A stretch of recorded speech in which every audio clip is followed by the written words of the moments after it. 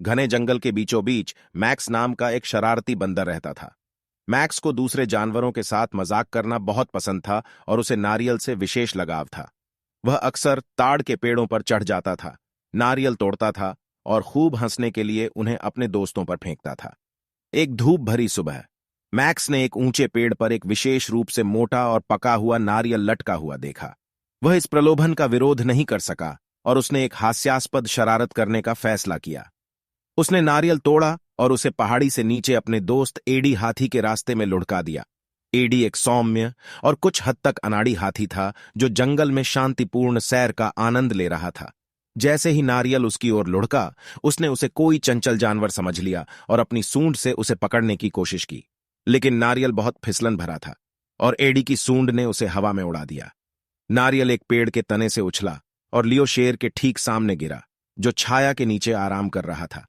नारियल के अचानक आने से शेर चौंक गया और उसने यह सोचकर जोर से दहाड़ना शुरू कर दिया कि यह किसी तरह का हमला है। नारियल ने जंगल के माध्यम से अपनी अराजक यात्रा जारी रखी, एक जानवर से दूसरे जानवर तक गुजरते हुए हास्यास्पद दुर्घटनाओं की एक श्रृंखला बनाई। वह बकबक करने वाले तोतों के एक समूह में घुस गया, जो सभी चिल्लाने लगे और हड़बड़ाहट में उड़ गए। फिर वह सैमी सांप से टकराया, जो डर के मारे झाड़ियों में टेढ़ा मेढ़ा सरक गया।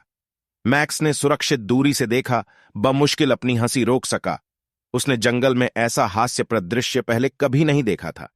नारियल की हरकतें तब तक चलती रहीं जब तक कि वह अंततः एक छोटी सी जगह में नहीं लुढ़क गया, जहां टिमोथी नाम का एक बुद्धिमान बूढ़ा कछुआ धूप सेंक रहा था।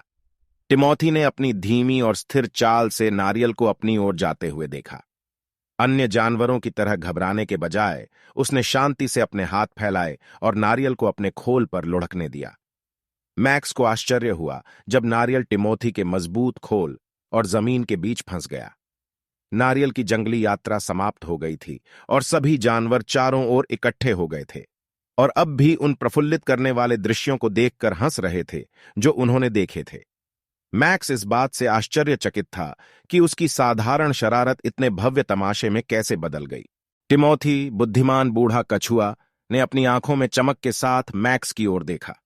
आप देखते हैं युवा मैक्स, उन्होंने कहा, कभी कभी हमें अपनी चिंताओं को भूलने और दूसरों को खुशी देने के लिए एक अच्छी हंसी की जरूरत होती है। लेकिन याद रखें, हंसी कभी भी किसी और को चोट पहुंचाने की कीमत पर नहीं आनी चाहिए।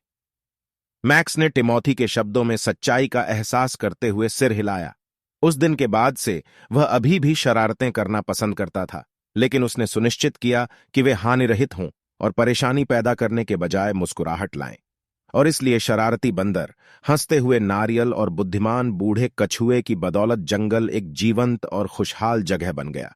उस दिन के बाद से जब भी कोई निराश या उदास महसूस करता, तो उसे नारियल की अजीब हरकतें याद आतीं और उनकी भौहें हंसी में बदल जातीं, और वे सभी हमेशा खुशी से रहते थे, उस आनंद और सौहार्द का आनंद लेते थे जो हंसी उनके जीवन में लाती।